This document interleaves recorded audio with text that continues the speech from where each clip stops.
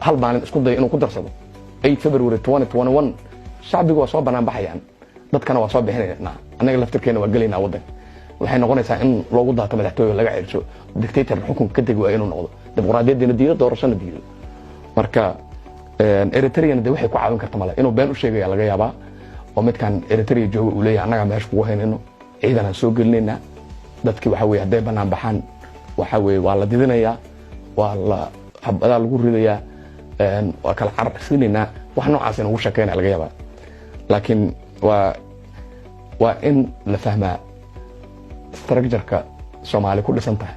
iyo wixii taariikh soo martay iyo wixii halaag la soo maray inaan dib loogu celin oo si nabad leh xukunka u tartama haduu tartamayo awalan cid dib dambe u dooranaysa jirin 4 sano meeshan la soo wada maraa 4 sano hadda legacy ka tagi karto marro ka tagi lahaa maanta waxa uu harayba waxa weeye October la galayaa koor ilaa September doorashada baarlamaanka waxa uu dhiman 9 bilood madama wixii ka dambeeyay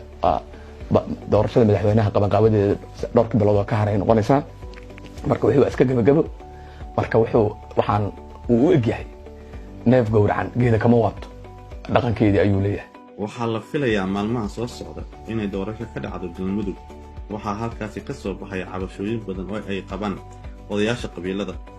dawladda ayaa lagu eedeeyay inay isticmaalayso awoodda dawladnimo iyo canshuurta shacabka si ay halkaas uga soo saarto shakhsi ayada taageersan haddaba ma la dhihi karaa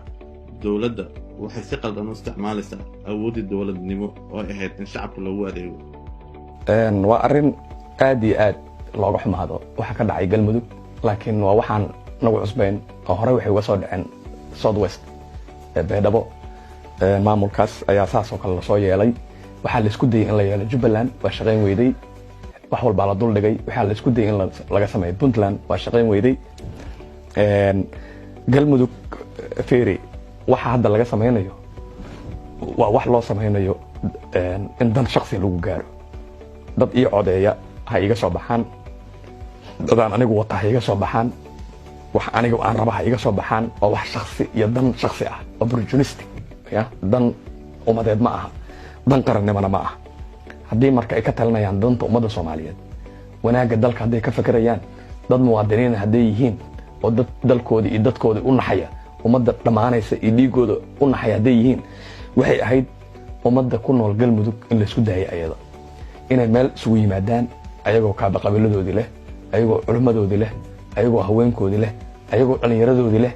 in meel la isugu geeyo intay rabaan ay wada hadlaan sanad ha wada hadlaan 2 sano ha wada hadlaan ha shiraan intay doonaan iska socdaan waa ogtahay Soomaalidu waxay jecel yihiin shirarka ay conflict resolution kooda ku xalinaa inay muddo dheer qaadato ma jecla inay muddo gaaban waxay ku dhameystaan marka in lagu fangareeyo oo lagu caawiyo oo adduunka loo weydiiyo la yiraahdo